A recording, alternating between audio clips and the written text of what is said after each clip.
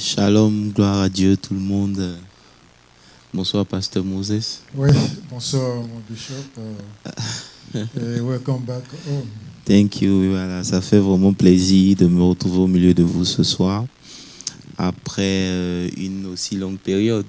Pratiquement un mois. Voilà, nous bénissons Dieu. En tout cas, c'est une grâce d'être là ce soir et je veux saluer tous ceux qui sont connectés déjà, qui attendent le Bible Study. Ce soir, je suis seulement avec Pasteur Moses. Pasteur Moses, et la semaine? Oui, nous rendons grâce à Dieu.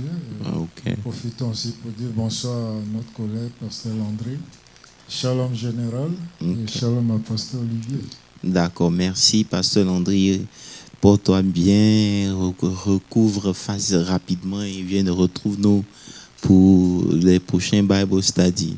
En tout cas, moi, je suis content. J'ai eu un très bon voyage. Tout s'est bien passé par la grâce de Dieu. Alléluia. Et ce soir, je suis avec vous pour le Bible Study. So, sans plus tarder, je veux vous inviter à partager le live, à inviter des amis et tout, parce que ce soir, nous allons essayer de couvrir un certain nombre de sujets vraiment, vraiment importants. Et ce sera vraiment dommage si beaucoup de gens ne puissent pas assister. Donc, invitez, partagez le lien et nous allons commencer par la prière. Pasteur Moses, tu peux prier pour confier ce moment au Seigneur. Seigneur, notre Dieu, notre Père, en Jésus-Christ, notre Sauveur, nous venons à toi encore ce soir. Nous venons à tes pieds pour apprendre. Enseigne-nous, Seigneur, à connaître ta voix, ta vérité, ta volonté pour ton Église. Et donne-nous aussi, Seigneur, par ton Saint-Esprit, l'habilité d'appliquer ça à notre vie quotidienne. Et que toute la gloire te revienne au thème de ce temps. Au nom de Jésus-Christ, nous avons prié. Amen. Amen. En tout cas, comme nous l'avons dit, bienvenue encore au Bible Study. J'ai une bonne nouvelle pour tous ceux de la maison, de la famille de la GV. Très bientôt, l'église va rouvrir. Alléluia. Les travaux sont finalement finis. Après un si long moment. Et par la grâce de Dieu, les cultes vont pouvoir démarrer. Et c'est un peu dans cette optique-là aussi que je veux qu'on prenne le peu de temps qui nous reste avant que les cultes reprennent pour revoir l'essentiel. Je ne sais pas si tu vois, Pasteur Moses. Nous bénissons Dieu parce que l'église va s'ouvrir, c'est une bonne chose. À chaque fois que Dieu veut commencer quelque chose de nouveau, il y a une disposition que son peuple doit prendre. Tout à fait. Vous comprenez? Ça veut dire que la chose la plus importante, c'est pas l'ouverture de l'église pour moi. La chose la plus importante pour moi, c'est pourquoi l'église a été fermée. Yeah. Ça, c'est une très bonne question, mon bishop. C'est vrai que c'est la neige. La neige avait détruit un certain nombre de choses. On peut dire que c'est l'ennemi qui nous a attaqués, c'est vrai. L'ennemi attaque toujours. Mais la vérité, c'est que c'est Dieu qui a permis. Tout à fait. Vous comprenez? Et quand Dieu permet ce genre de choses-là, il est dangereux de ne pas apprendre ou comprendre quelle était la pensée de Dieu concernant justement les événements qui sont arrivés à l'église. Vous comprenez un peu? Il y a une leçon derrière tout ça que nous devons tous ensemble étudier, comprendre et puis corriger le tir. Et comme vous l'avez dit, avant que Dieu ne rencontre le peuple dans le désert, sa première rencontre avec le peuple, il a demandé à Moïse de demander au peuple de se sanctifier, de se préparer. Et il leur a dit, pendant 3 jours, qu'il n'y a rien d'impur, au point même d'interdire aux hommes d'aller avec les pauvres femmes, et les bêtes également. Donc ça marque l'importance de ce que vous venez de dire. C'est vrai, les travaux sont terminés, bientôt nous allons intégrer le temps, mais il convient que nous revoyions notre manière d'être, si possible même, je dirais, pourquoi pas proclamer un temps devant le Seigneur. C'est important. Ça veut dire que aujourd'hui, ce n'est pas rentrer dans le temple qui est important, c'est comment on entre dans le temple qui est important. Amen. Vous savez, lorsque Dieu fait les choses, il les fait d'une certaine manière. Il y a un ordre qui est établi. Vous lisez par exemple dans le livre de 1 Roi 18, Oui. lorsque Élie a confronté les prophètes de Baal, vous allez Oui. voir que après que les prophètes de Baal aient fait un certain nombre de choses, Oui. qu'est-ce que Élie fait? Et la Bible dit que Élie, je crois au verset 30, alors il dit au peuple d'abord de s'approcher de lui. C'est Ça c'est un. On dit que tout le peuple s'est rassemblé autour de lui et Élie rétablit l'autel de l'Éternel qui avait été renversé. Tout à fait. Donc ça veut dire qu'avant de retourner même dans le temple, il y a un certain nombre de choses dans nos vies respectives Yeah. qui, si elles avaient été renversées, doivent être rétablies Mettre en ordre. avant de repartir. Vous comprenez? Oui. Et le verset 31 dit, la Bible dit qu'il a pris 12 pierres Oui. qui constituaient Il prit 12 pierres Voilà. d'après le nombre des tribus des fils de Jacob, à qui la parole de l'Éternel avait été adressée. En ces termes, Israël sera ton nom. Il bâtit avec ses pierres un autel au nom de l'Éternel. Il fit autour de l'autel un fossé de la capacité de 2 mesures de semences. Ça veut dire qu'il crée certaines conditions Yeah. qui permettent, il crée certaines conditions qui permettent à ce que, comment on appelle ça, le sacrifice soit parfait. Tout à fait. Et si vous lisez le verset 36, la Bible dit au moment de la De présentation, l'offrande du voilà. soir. Ça veut dire qu'il n'a pas invoqué Dieu à tout moment. N'importe quel moment. Il y a un ordre qui est établi quand temps il s'agit précis. des choses de Dieu. Vous allez prendre par exemple dans le Josué, vous allez prendre Josué 4, quand Josué devait passer sur la terre promise, quand ils se sont retrouvés à Gilgal, Dieu lui a dit de prendre les pierres qui étaient dans le torrent qu'ils avaient traversé. Tout ça, c'était important pour préparer le peuple afin que quand on va leur demander, ils sachent qu'il y a eu un moment où, devant des obstacles, Dieu a fait un certain nombre de choses. Donc moi, je crois que ce temps qui nous est imparti avant qu'on rentre dans le temps proprement dit, c'est un temps de réflexion. Ça veut dire que pendant ce temps où l'église était fermée, qu'est-ce qu'est devenu ta vie chrétienne? Comprenez un peu? Parce que l'église étant fermée, on n'a plus l'occasion de faire nos rituels. C'est ça. De remplir nos devoirs sacerdotaux. Et ça fait que aujourd'hui, le fait qu'il n'y ait pas d'église, beaucoup parmi nous se sont trouvés coincés. Se sont relâchés dans leur foi. Il y en a qui ont été relâchés. Il y en a qui ont perdu le fil même des choses de Dieu. Il y en a qui se sont retrouvés très loin.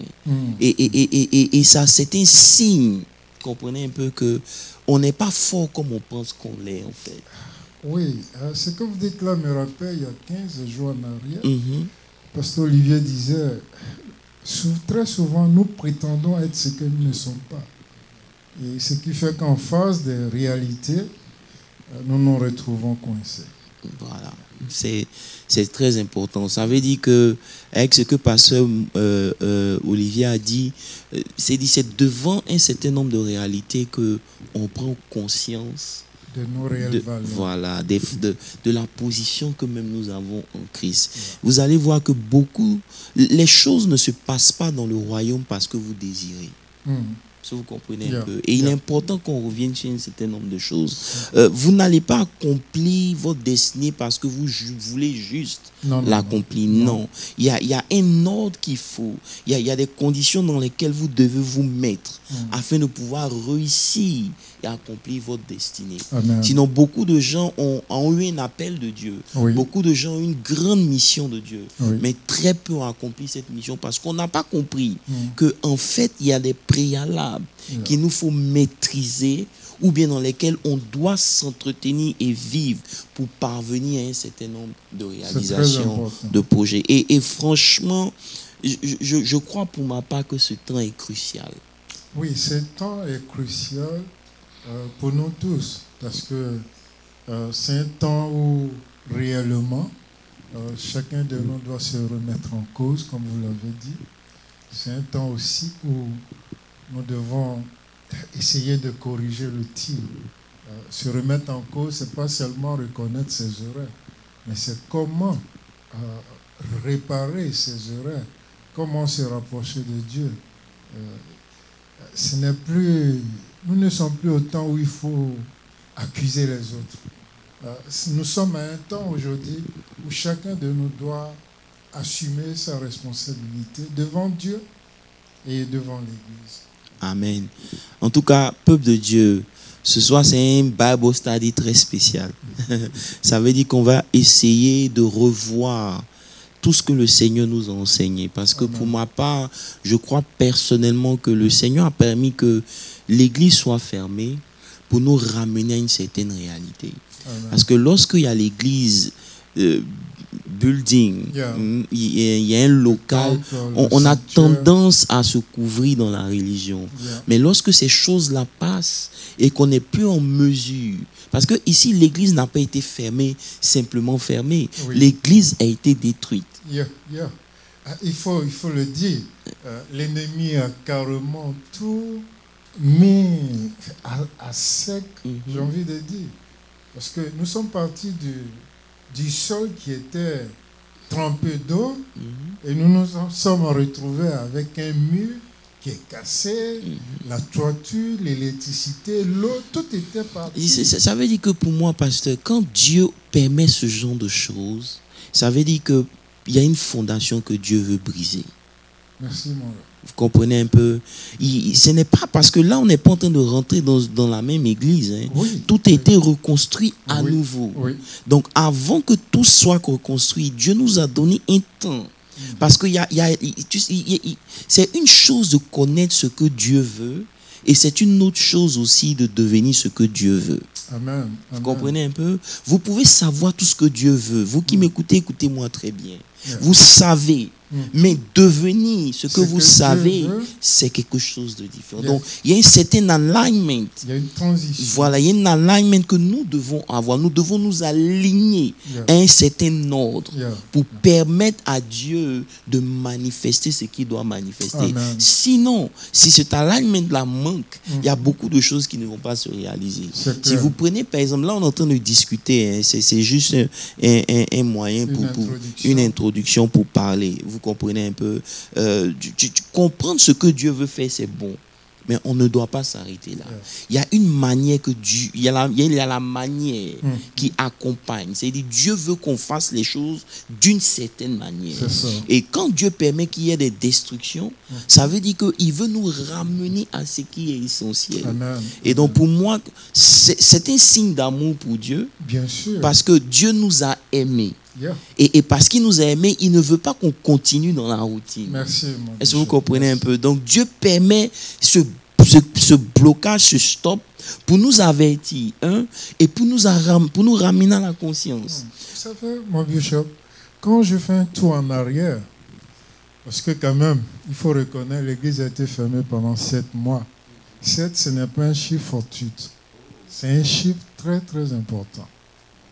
Et de 2, bien avant la fermeture de l'église, quel thème qui a été enseigné? Vous avez lancé le thème « C'est là ». Donc, ce qui veut dire une pause. Alors, quand on dit une pause, ça suppose qu'on marque la pause pour un nouveau départ.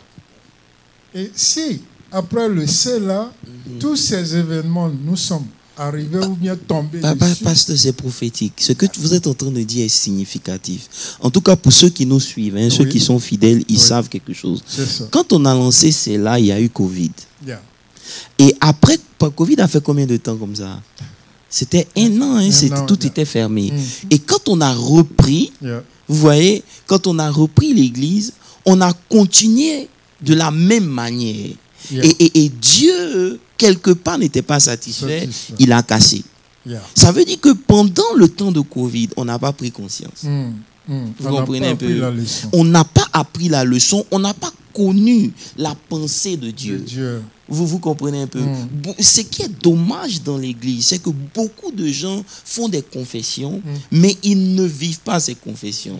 Beaucoup de gens donnent des slogans, mais ils ne sont pas ces slogans. Ça veut dire quoi? Ça veut dire qu'on parle pour parler, alors que la vie chrétienne, c'est la pratique. C'est une vie. Voilà. Donc, quand Dieu a permis tout ça, aujourd'hui, avec le recul, on comprend l'amour de Dieu pour nous. Merci. On comprend aussi la mission qu'on a. Parce que si Dieu vous choisit, il va veiller à ce que vous deveniez ce qu'il veut que vous deveniez. Vous savez, être le choix de Dieu, c'est une bonne chose. Mais vous devez comprendre que ça vient avec des requirements. Il y a un alignment que vous devez avoir pour permettre à Dieu de réaliser ce pourquoi il vous a choisi. Vous savez, donc c'est très simple de dire que oui, on est le choix de Dieu. Dieu nous a donné la ville, patati patata. Et en même temps, vous n'êtes pas en train de faire ce pourquoi Dieu vous appelle. Vous vous égarez d'un certain nombre de choses. Donc, qu'est-ce que Dieu fait? Il permet ce qui est arrivé aujourd'hui. Avant de rentrer dans ce temple-là, il est important pour nous de prendre conscience. Pour tous ceux qui sont les serviteurs de la maison, vous devez analyser votre approche de Dieu. À quel niveau avec Dieu vous êtes en ce moment? C'est quoi votre position? Pasteur Moses a parlé de la vie de prière. C'est quoi votre vie de prière? Ce break-là, qu'est-ce que ça a apporté de positif dans votre vie spirituellement? Ou est-ce que ça vous a éloigné? Si ça vous a éloigné, ça veut dire que vous n'avez pas encore rencontré Dieu. Parce que si ce qui maintient votre vie chrétienne, c'est les 4 murs, ça veut dire que là, on a un problème. Ça, c'est clair. Vous savez, pendant que vous parlez, je me suis rappelé, vous l'avez cité au début, en parlant de la présence de Dieu. Dans Exode 33, je crois, le verset 14, où Dieu dit à Moïse que, il dit, je ferai passer ma bonté devant toi. Il dit encore, je fais miséricorde à qui je veux faire miséricorde. Ok, comme c'est affiché, je vais lire. L'Éternel répondit, je marcherai moi-même avec toi et je te donnerai du repos. Ensuite, Moïse lui dit, je vais lire la partie où il dit, montre-moi ta gloire. Si tu as trouvé. Ok. Comment serait-il donc certain que j'ai trouvé grâce à tes yeux et ton peuple? Moi et ton peuple. Ne serait-ce pas quand tu marcheras avec nous et quand nous serons distingués, moi et ton peuple, et tous les peuples qui sont sur la face de la terre? Ensuite, Moïse dit, fais-moi voir ta gloire. Ensuite, et il dit, l'Éternel répondit, je ferai passer devant toi toute ma bonté et je proclamerai devant toi le nom de l'Éternel et je fais grâce à qui je fais grâce et miséricorde à qui je fais miséricorde. Oui, ici, vous voyez, comme vous dites tout à l'heure, si Dieu nous a gardés, c'est par bonté, c'est par sa miséricorde. Mais nous ne devons pas oublier ces faits-là, et ces faits-là, au contraire, doivent nous animer pour nous remettre en cause justement. Et pour corriger ce qu'il y a à corriger. Papa, ce Moses, je veux pas... Vous savez, je me suis rendu compte que pendant cette période-là, le Seigneur nous a donné des messages qu'on n'aurait jamais eus si on était busy comme on l'est d'habitude. Vraiment. Vous savez, quand cette crise a commencé, Dieu nous a parlé du chrétien de Romains 8. Oui. Vous savez, la base même, le verset ou la révélation sur laquelle OMC est bâti, c'est Romains 8, le verset 37. Ça veut dire quoi? Ça veut dire que nous sommes... Plus que vainqueurs. Nous sommes plus que vainqueurs. Jean-Yves, il faudra mettre ça. Romains 8, le verset 37 dit quoi? Il dit, mais dans toutes ces choses, nous sommes plus que vainqueurs par celui qui nous a aimés. Ça, c'est la fondation. Vous comprenez un peu? Donc, tout ce temps-là, on récitait Romains 37. Mais le Seigneur nous a ramené au verset 1er. Oui. Ça veut dire qu'avant qu'il y ait Romains 37, il faut que vous compreniez d'abord le premier verset. Et vous comprenez? Et donc, ce n'est pas parler du chrétien de Romains 8 qui était important pour Dieu, mais c'était de nous révéler qu'est-ce que c'est, afin que nous devenions maintenant le chrétien de Romains 8 qui peut conclure pour dire dans toutes ces choses, nous sommes plus que vainqueurs. Sinon, ce qui va se passer, c'est quoi? C'est qu'on aura des déclarations. Aujourd'hui, vous voyez des chrétiens qui font rire. On fait des déclarations à l'église, mais ces déclarations-là ne changent pas nos vies, ne font rien. Vous allez voir des chrétiens qui disent, je prie tout par celui qui me fortifie. C'est une très bonne chose. Il dit, je prie tout par celui qui me fortifie, mais il n'a pas la puissance de pardonner son frère. Je ne sais pas si vous me comprenez, Pasteur Moses. Ça veut dire que tu entends des gens dire, je peux tout par celui qui me fortifie, mais ils n'arrivent pas à pardonner. C'est là qu'on réalise qu'on récite des versets qui ne sont pas notre réalité à nous. Ça, c'est vrai. Vous comprenez un peu? Vous allez rencontrer des gens qui vont vous parler de l'onction. Ils vont vous dire, par exemple, que moi aussi Dieu m'a appelé. Oui. J'ai mon ministère. Oui. J'ai été contre Dieu. J'ai un appel de Dieu sur ma vie. C'est ça. Mais lorsque la maladie arrive, Ils oublient tout ça. lorsque la maladie arrive, c'est là on voit si vous êtes appelé. C'est là ils vont commencer à courir après tous les prophètes qui se promènent pour que le prophète trouve une solution à leur problème. Ça veut dire que l'essence de votre appel, où il est? Vous comprenez un peu? Donc, ça veut dire qu'on fait des déclarations qui ne sont même pas rattachées à notre esprit, qui ne sont pas notre réalité, et on reste dans la religion. Et c'est très dangereux. Et c'est très dangereux. Je ne veux pas dire que faire des déclarations, c'est mauvais. Mais quand tu fais ces déclarations, tu les fais à partir d'où? Est-ce que réellement voilà. tu crois en ce que tu dis? Est-ce que c'est des que tu vis voilà. ce que tu dis? Est-ce que c'est des déclarations que tu fais sur la base de l'expérience que tu as avec Dieu, ou bien c'est des déclarations qu'on fait comme ça? Prenons un exemple bien simple, Pasteur Moses. Lorsque vous lisez par exemple la Bible dit, je crois dans Jean 8, le verset 12, Jésus leur parla à nouveau. Et il dit, je suis la lumière du monde. Vous comprenez un peu? Oui. Mais Jésus, avant de faire cette déclaration, la Bible nous dit dans le livre de Jean 1 que au commencement était la parole, n'est-ce pas? La parole était avec Dieu et la parole était Dieu. Tout ce qui a été fait par elle. Verset suivant, Jean 1, verset 3, en elle était la vie, toutes choses ont été faites par elle, rien n'a été fait sans elle. Verset 4, en elle était la vie, et la vie était la lumière du monde. Vous savez que déjà ici, là, de façon spirituelle, Jésus-Christ de Nazareth est déjà la lumière du monde.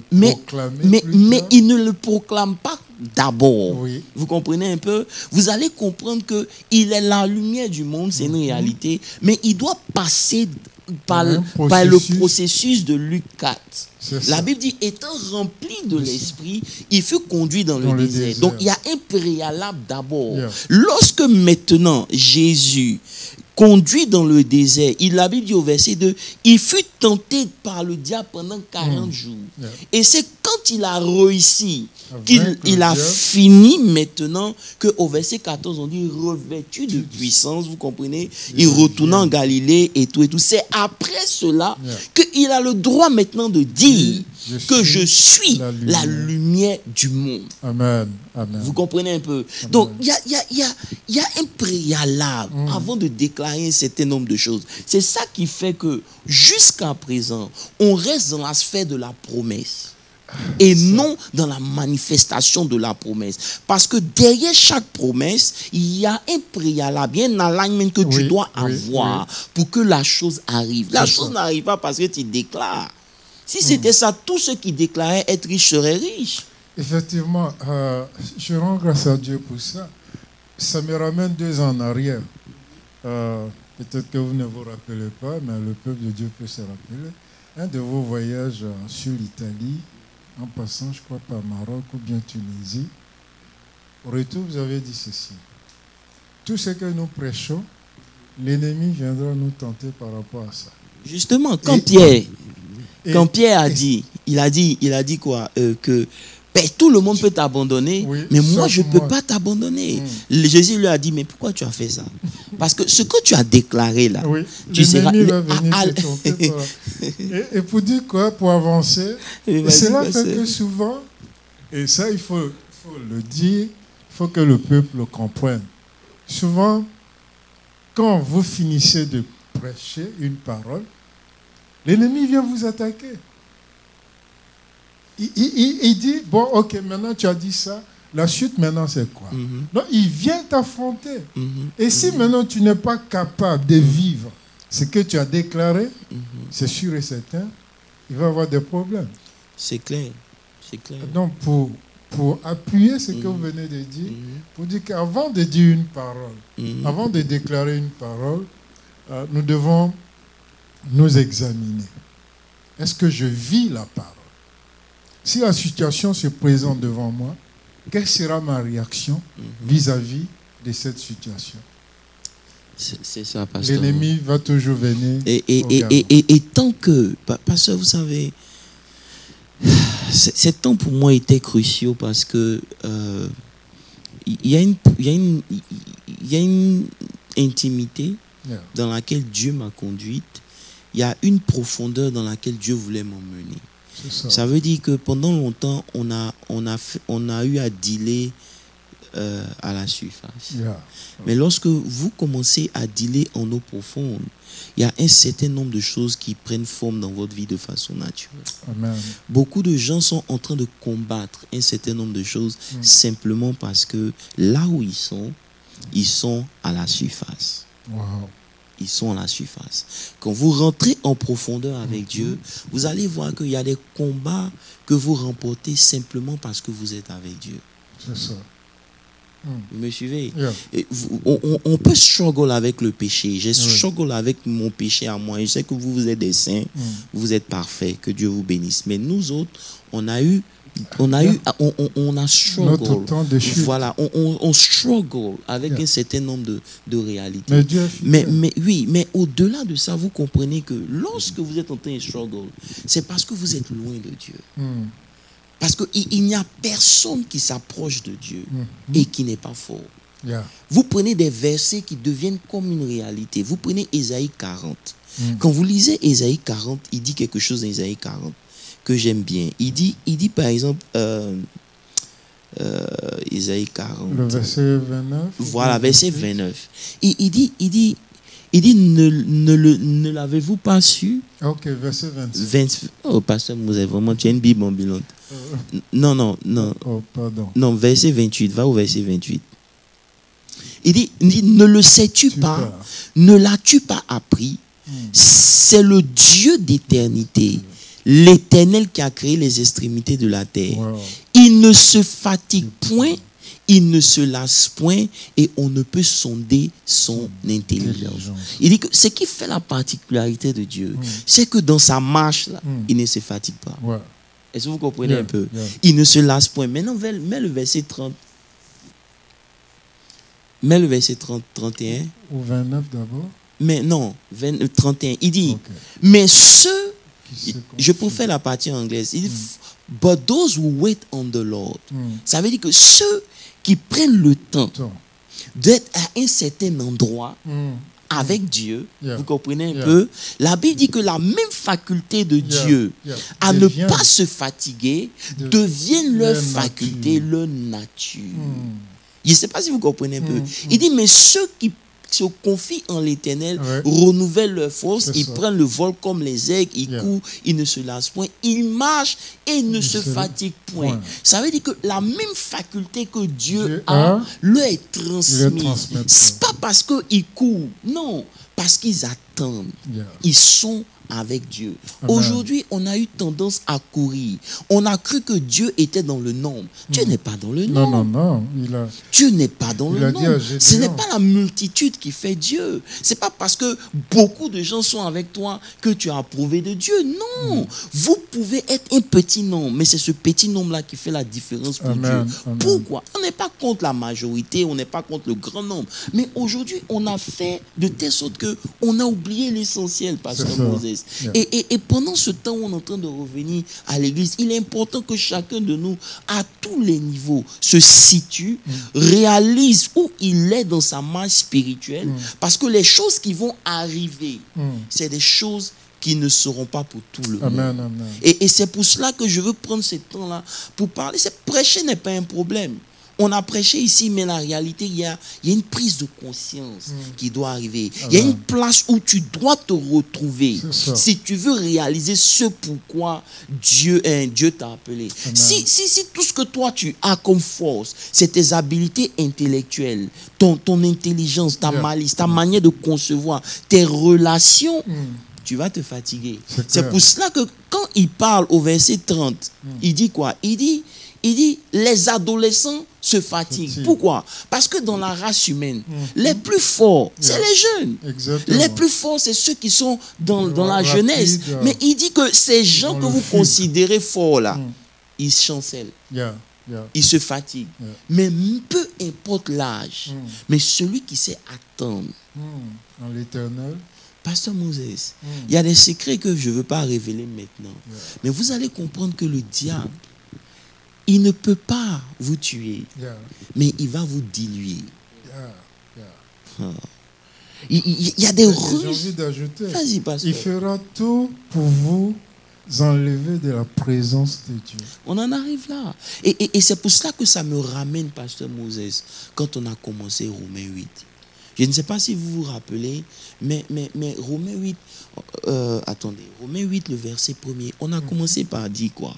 Quand Dieu est en train de nous dépeindre le chrétien de Romains 8, il n'a pas commencé par verset 37. Il a commencé par le verset 1er. Il dit donc, il n'y a donc maintenant aucune condamnation pour ceux qui sont en Christ. Au verset 2, il dit pourquoi je dis qu'il n'y a plus de condamnation, parce que en effet la loi de l'esprit de vie en Christ m'a affranchi de la loi du péché et de la mort. Verset suivant. Quelque chose d'impossible à la loi parce que la chair la rendait sans force. Dieu a condamné le péché dans la chair en envoyant à cause du péché son propre fils dans une chair semblable à celle du péché. On a découvert à travers la première étude, pour ceux qui se rappellent, pasteur Moses, que on peut naître de nouveau. On peut parler en langue. C'est ça. On peut être justifié, mais être toujours sous la puissance de la mort à cause du péché. C'est ça. Vous comprenez un peu? Ça veut dire que il est important qu'on fasse attention. Vous pouvez... On peut claim qu'on est justifié.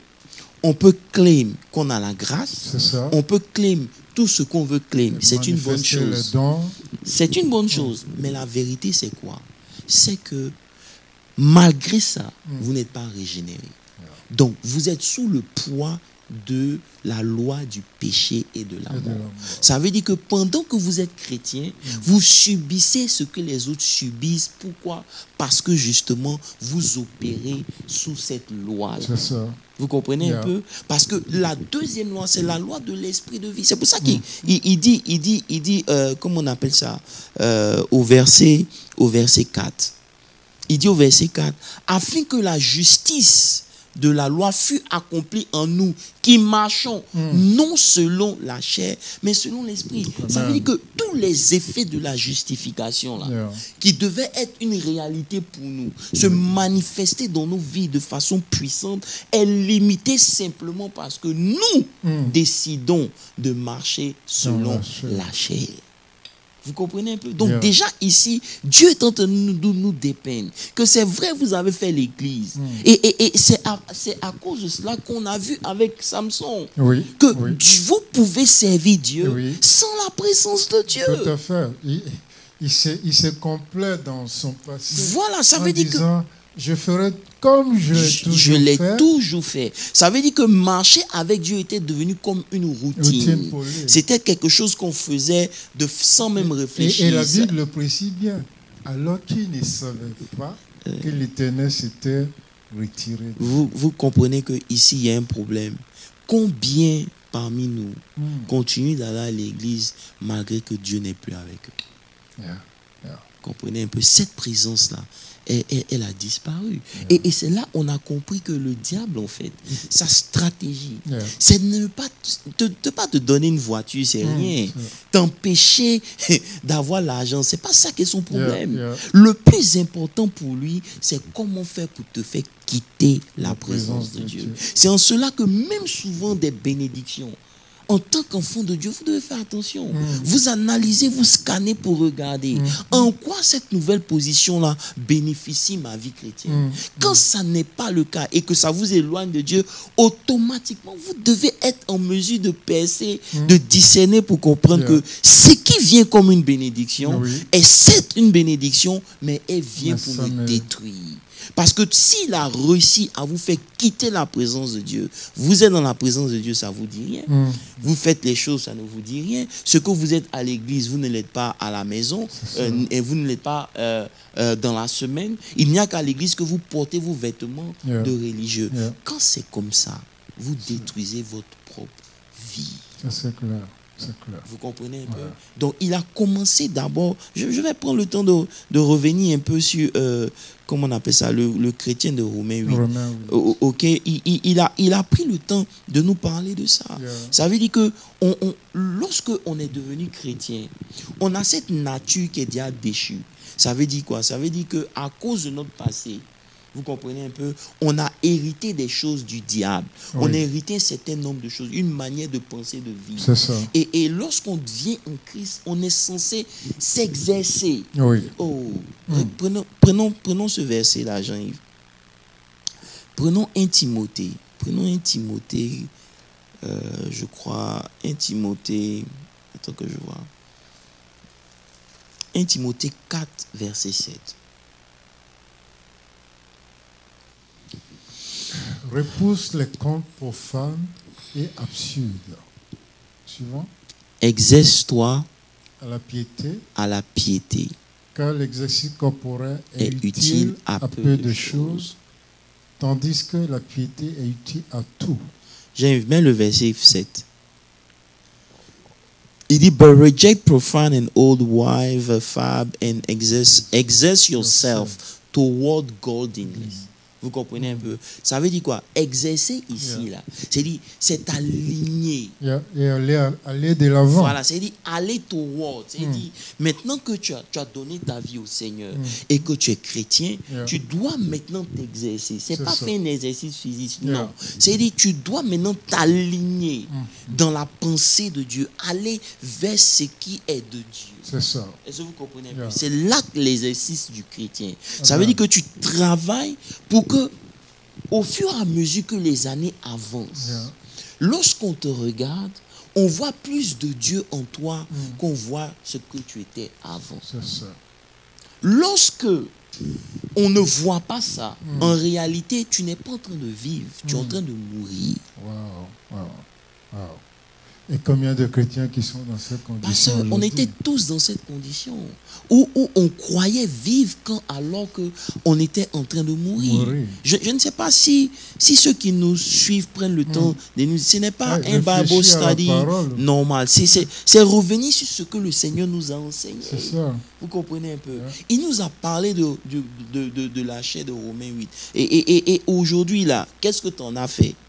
En quoi cette étude-là a affecté ta vie? Qu'est-ce qu'il a changé dans ma vie? Qu'est-ce que ça produit? Qu'est-ce qu'il a apporté de nouveau à ma manière d'être avec Dieu? Pasteur Moses, pour être honnête avec toi, c'est vrai, je suis content que l'église s'ouvre, mais je me pose encore des questions. Peut-être que c'est mieux pour nous de rester comme on est. Ça, c'est fort. Peut-être. Parce que c'est face à cela que les vrais challenges commencent. Parce que Moses, si pour prier, tu dois te retrouver dans une atmosphère pour prier, c'est que tu n'as rien compris. C'est clair. Vous comprenez un peu? Il y a un côté de la prière qu'on ne dit pas. Seigneur Jésus, j'ai pas envie de parler de ça. Mais bon, le Seigneur a dit en Matthieu 6, 3, il dit de cultiver cette communion personnelle avec Dieu. Et lui-même, il a montré. En Marc 1, 35, la Bible nous dit que vers le matin, pendant qu'il était très sombre, il se levait et sortit dans un lieu désert où il pria. Ça veut dire que Jésus n'avait pas besoin d'une communauté pour être qui il était. Il se levait très tôt le matin, il allait prier. C'est devenu une habitude. Vous savez que déjà ici, ça nous indique que l'heure de la prière est importante. Vous comprenez? Si vous êtes un chrétien et que vous restez devant Netflix, ou bien devant la télé, ou votre ordinateur, jusqu'à minuit, 1h, 2h du matin, guess what? Vous ne pourrez pas vous lever à 4h du matin pour prier. Alors que la prière de 4h du matin, elle est essentielle dans quel sens? Parce que c'est une ouverture des portes de la journée, ça c'est vrai. Mais la chose, c'est un temps d'intimité avec Dieu. Ça veut dire que quand Jésus allait pour prier, il partait s'enquérir des choses que Dieu voulait qu'il fasse dans la journée. Vous comprenez un peu? Si vous étudiez tous ceux qui méditent, ces gens, ils vont vous dire que la meilleure heure pour méditer, c'est à 4 heures du matin. C'est ça. Parce que c'est là où il y a une connexion avec le spirituel. Amen. Donc, si déjà, en tant que chrétien, ces petits éléments-là, on n'arrive pas à les maîtriser, ça veut dire que, par exemple, notre vie de prière est encore en train de struggle à un niveau où il faut qu'il y ait les gens pour nous motiver à prier. Ça veut dire qu'on a encore des problèmes. On va repartir dans le temple et ça va redevenir encore la religion. Bon, je prie Dieu qu'il n'en soit pas ainsi. Parce que là, quand vous dites, il y a quand même une prise de conscience qui est née, même si ce n'est pas tout le monde. Je m'appuie sur cette parole du Seigneur en Ésaïe qui nous parle d'un petit reste. C'est vrai que pendant les temps de la fermeture, beaucoup de choses se sont produites, beaucoup se sont éloignés de Dieu, beaucoup se sont éloignés de la communauté et beaucoup se sont déconnectés. Mais il y a quand même un petit reste. Et ce petit reste-là, Dieu dit va l'utiliser. Pasteur Moses, et c'est pour ça que c'est important. Parce que c'est le reste que Dieu voulait. Vous comprenez? Gédéon n'est pas parti vaincre l'armée avec les 32 000. Ils se sont retrouvés à 300. Ça veut dire qu'il y a un tri qui est... Même pas un dixième. Il y a un tri qui se fait de façon naturelle. Il y a des sélections que Dieu fait parce que la pensée de Dieu, elle s'élève au-delà de nous. Nos pensées. Ça veut dire que quand Dieu a pensé au MC, la vision qu'il avait, c'est pas celle même... C'est vrai que c'est peut-être moi qui ai été le précurseur, mais la vérité, c'est qu'il a une vision derrière qui est au-delà de moi. C'est au-delà de nous. Donc, il y a une mission dans laquelle on doit rentrer maintenant qui exige de nous de comprendre des éléments de base. Amen. Ça veut dire quoi? La vie de prière est quelque chose qui doit nous accompagner. Dans la nouvelle église, si vous voulez, dans laquelle on est en train de rentrer, la prière est un must. Ça veut dire que si vous n'êtes pas prêt à prier comme on va prier, vous aurez un problème, ce n'est pas votre place. La présence de Dieu devient la première des choses qu'on recherchera. Amen. Ça veut dire qu'on ne peut plus servir Dieu sans sa présence. Amen. Donc, comment faire pour que la présence de Dieu soit établie et maintenue dans l'église? C'est la première des choses. C'est ça le goal vers lequel on est en train de partir. Amen. Ce n'est plus avoir un nombre, remplir l'église et dire que oui, non. Non, c'est pas ça qui est le plus important. Parce qu'on a eu ça. Mais puisqu'on avait ça, ça produit ce que ça produit. Aujourd'hui, c'est les éléments essentiels. Amen. Vous comprenez un peu? La marche dans l'esprit. Pendant que vous parlez, ce verset-là est venu dans ma tête. C'est Acte 2, je crois, 42. Il dit, et il persévérait, si on peut nous l'afficher, et il persévérait dans l'enseignement des apôtres, dans la communion fraternelle, dans la fraction du pain et dans les prières. Et je vais ajouter, Acte 6, verset 1 à 4, où Pierre a dit, car il convient que nous restons dans l'étude de la parole et la prière. Ça veut dire que vous savez, la prière, c'est ce qui fait une église. Vous comprenez un peu? Mais quand on parle de prière, l'église même est née dans la prière. Quand on parle même de prière, ce n'est pas la prière de demander à Dieu. Ce n'est pas ce level où on est arrivé. Ce n'est pas la prière où quand on vient, on demande à Dieu. On demande à Dieu. Il y a des gens qui disent que oui, je suis le prophète de la nation. Mais tu es le prophète de la nation. Quel est le message que Dieu t'a donné pour la nation? Quelle est la pensée de Dieu que tu as même pour la ville où on est en ce moment? Quelle est la révélation que Dieu t'a faite concernant cette ville où tu es? Vous comprenez un peu? Donc avant de déclarer des choses qui n'ont pas de sens, il est important que tu te remettes en cause. Vous comprenez un peu? Je veux dire quoi par là? Quand on va rentrer dans la prière, on va engager la prière comme le moyen par lequel Dieu fait les hommes. Amen. Vous comprenez un peu? Pas qu'on va demander des choses à Dieu. Non, on va prier pour que Dieu réalise dans son la plan. prière, Dieu fait les hommes. Dieu ça, fait, c'est important. Pasteur Moses.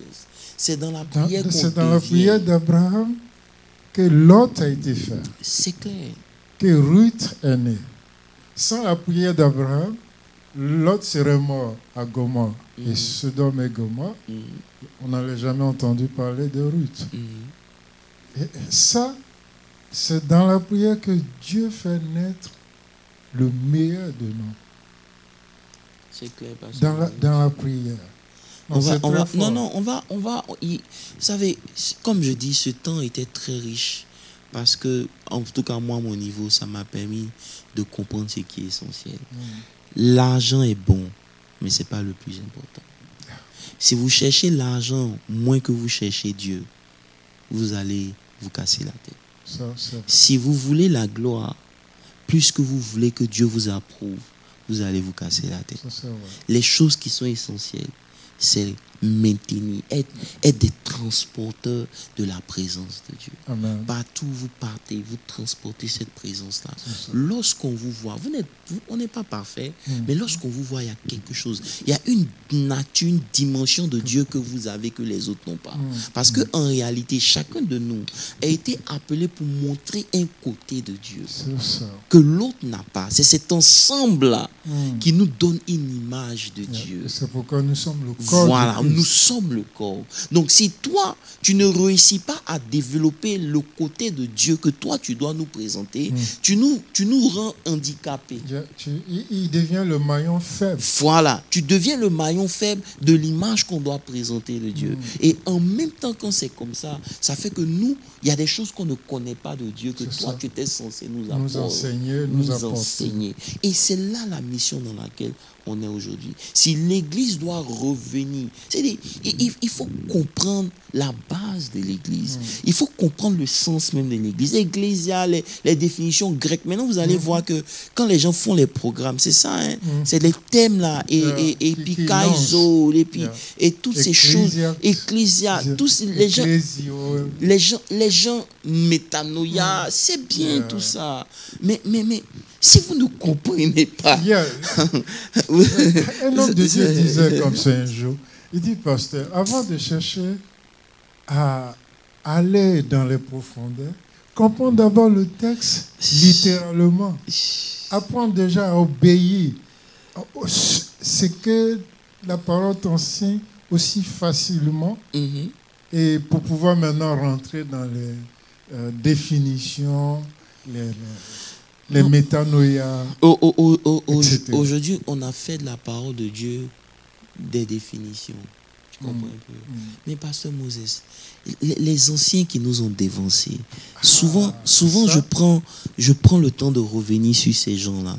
Ils avaient une vie très simple, vraiment, mais très puissante. Et un message simple et puissant. Pour ceux, en tout cas, je veux nous inviter. On n'a pas assez de minutes, il nous reste que 10 minutes. On va respecter le temps.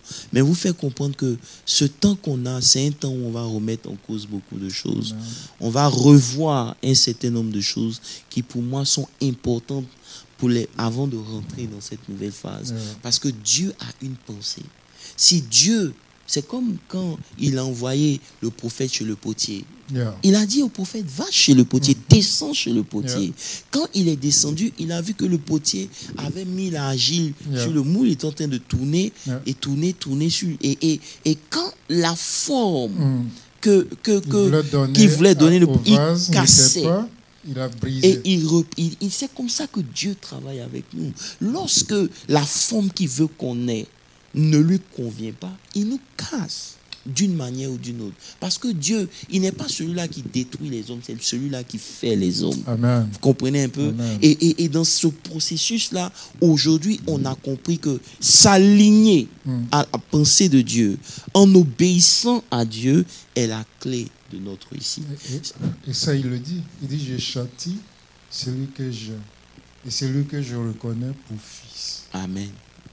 Donc si, et il va plus loin, il dit, si même les pères naturels, biologiques que je vous ai donnés peuvent vous châtier, combien plus forte raison moi, qui suis Dieu, votre créateur. C'est vraiment important, pasteur Moses. En tout cas, pour ceux qui nous suivent, Je ne sais pas s'il y a des gens qui ont des questions sur Facebook, mais honnêtement parlant, il est temps pour nous de revenir à l'essentiel. Il est temps pour nous de comprendre la mission qu'on a dans la ville où on est. Vous comprenez un peu? Nous sommes une génération que Dieu a suscitée. Nous sommes des plus que vainqueurs. Amen. C'est pour ça que même pendant cette période-là, Dieu nous a montré sa grâce et sa fidélité. Amen. C'est en cela qu'on est confronté à l'amour de Dieu. On voit que Dieu nous aime malgré tout. Et on ne peut plus prendre ça de façon légère.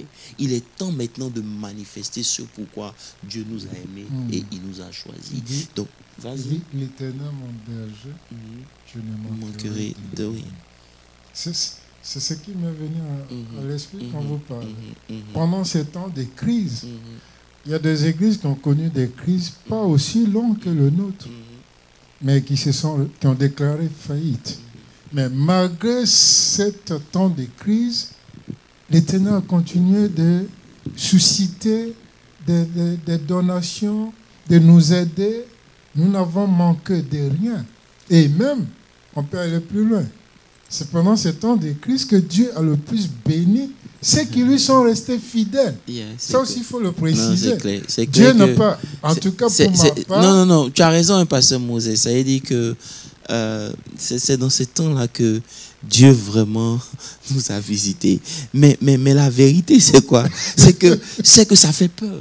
Ça veut dire que en fait, ça engage l'amour que Dieu a pour nous et ça nous demande de prendre notre responsabilité. Amen. Aujourd'hui, on est arrivé à un niveau où l'Église ne peut plus être juste ce que c'est. L'Église doit être à l'image et à la ressemblance de Dieu. Lorsqu'on nous voit, on doit pouvoir voir Dieu en nous. Ça veut dire que les traits de Dieu doivent être dégagés, doivent être manifestes dans nos vies. Et c'est là où on est en train de rentrer. C'est vrai qu'on va bientôt ouvrir tout et tout, mais ça sera une nouvelle phase, une nouvelle manière de servir Dieu. C'est pour ça que une meilleure manière. Voilà, une meilleure manière de servir Dieu. Parce qu'il y a une manière de servir Dieu. Il y a des goals. Il y a des goals, comment on appelle ça, que Dieu s'est fixé au travers de nous-mêmes et qu'il attend de nous. Il y a des responsabilités qu'on a et devant lesquelles on va devoir répondre à Dieu quand les temps seront venus. Et c'est pour cela que je veux inviter tout un chacun, non seulement à ne pas considérer que l'église est ouverte, on repart à l'église, non, mais de considérer qu'est-ce que j'apporte. Ça, c'est important. Qu'est-ce que j'apporte dans cet édifice de l'image de Dieu? Qu'est-ce que je viens pour présenter? Vous comprenez un peu? Si ce que je suis, c'est ce que je viens pour présenter, c'est qu'on aura des problèmes. Mais par la grâce de Dieu, je crois qu'on est en train de prendre conscience que c'est quelque chose qui va au-delà de nous. En tout cas, toute cette période, même pendant mon voyage, le Seigneur est en train de m'enseigner. Vous voyez que c'est Dieu. Quand le temps est venu, les choses se sont faites. Comment expliquer que vous avez les moyens de régler, de réparer tout, mais Dieu ne permet pas. Tout simplement parce que il est en train de nous préparer. Je veux vous inviter à repartir sur les enseignements de Romains 8. Toute la série qu'on a faite sur Romains 8. Pendant que vous êtes en train d'aller au travail, écoutez. Pendant que vous faites le sport, écoutez. Même moi, j'ai été choqué de la profondeur de mes propres messages. Bien sûr. Je suis reparti pendant mon voyage, je lisais mes notes, mais je me demandais, mais avec de telles révélations, ma vie ne peut pas être comme elle est là. Non. Ça veut dire que moi-même, j'ai commencé... Il y a quelque chose à faire. Non, honnêtement parlant, j'ai commencé à me remettre en cause sur beaucoup de choses. C'est ce que je disais. Moi, à chaque fois, quand on finit sur un Bible study ou un culte de dimanche, l'Esprit me ramène toujours à l'ordre. Il me présente le message comme un miroir. Et il dit, regarde, voici ce qui est dit. Ici, là, comment tu te comportes, comment tu fais. Qu'est-ce que tu dois corriger, qu'est-ce que tu dois améliorer. C'est ça. Et vraiment, on arrive à comprendre là que vraiment Dieu, il agit par sa parole. Il dit, sa parole nous régénère. Tout à fait. Quand tu écoutes la parole de Dieu, que tu l'acceptes, ce n'est pas au sortir du temple que tu vas l'oublier. C'est clair. Ça t'accompagne jusqu'à la maison. C'est important. Jusqu'à sous ton lit. Il te réveille sur le lit. C'est important. Et tu reviens sur le message. Pasteur Olivier disait ici un dimanche, il dit on ne peut plus continuer à servir Dieu comme on le faisait auparavant. Non, c'est impossible. C'est vraiment impossible à cause de là où on est en train de partir. La vision de Dieu devient de plus en plus claire. L'appel est de plus en plus pressant. Et la vérité, c'est qu'on est obligé de partir.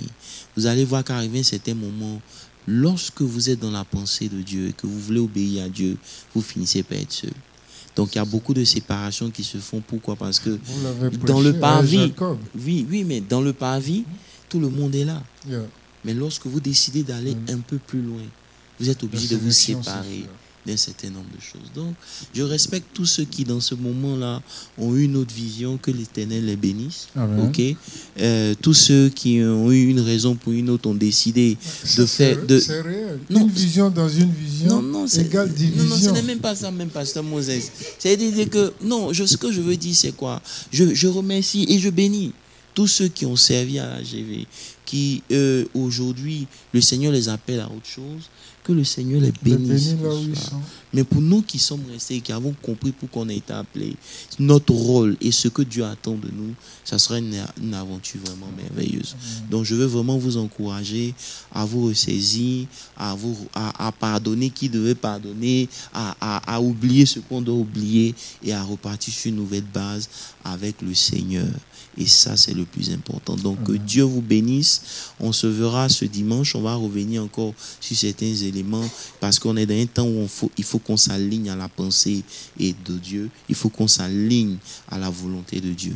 Et donc, c'est ce sur quoi on va travailler jusqu'à ce qu'on puisse entrer. Dimanche, on va essayer de donner certains détails et on verra comment l'ouverture se fera de façon officielle. Mais c'était là un petit moment d'échange. C'est vrai que nous avons survolé la Bible. Yeah. Non, nous ne sommes pas rentrés dans une étude bien particulière. Mais je veux que tu analyses où tu es. Je veux que toi-même, tu fasses une comment on appelle ça? Évaluation, autocritique, une auto-évaluation. Examinez-vous vous-même. Voilà, si vous êtes encore dans le Seigneur. C'est vrai que tu ne commets pas certains péchés, mais il y a un certain nombre de choses que le Seigneur certainement te demande, sur lesquelles tu es en train d'être rebelle. Il faut que tu te ressaisisses, il faut que tu vois ça. Il faut que tu reprennes ta vie de prière. Rien n'arrive parce que tu le désires.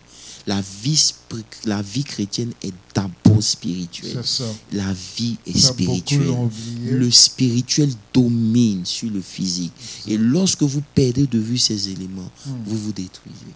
C'est pour cela qu'on va revenir à ces choses. Donc, que l'Éternel vous bénisse. Amen. Que sa grâce... Parce que Moses, peut-être que tu as un mot de la fin, puis je vais terminer. Non, tout a été dit. J'inviterai nos frères et sœurs à relire et relire Romains 8. Et surtout, ne pas oublier ce que vous venez de dire. La vie chrétienne, c'est d'abord spirituel. Amen. Avant d'être physique. Voilà. Donc, je vais prier. Seigneur, merci pour ce moment dans ta présence avec ton serviteur et tout ce peuple qui nous ont suivis. Seigneur, nous sommes plus que vainqueurs. Au nom de Jésus. Dans toutes ces choses. Yes, Lord. Mais nous fallait passer ces choses, Seigneur. Yes. Et ces choses-là, c'est ce qui nous qualifiait. Nous ne voulons pas rater les leçons que tu as voulu nous enseigner. Yes, pendant tout ce moment, nous ne voulons pas perdre de vue la révélation, la connaissance que tu veux nous donner. Yes, nous voulons passer avec toi au next level, au next chapitre que tu as pour nous. Seigneur, je prie pour tous tes enfants. Restaure, renouvelle, rétablis, bénis, aide. Seigneur, fais ce que tu peux pour leur donner de reprendre leur marche avec toi comme il se doit.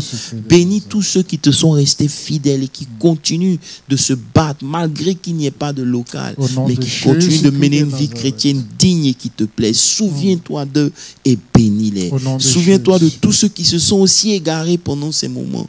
Donne-leur de revenir.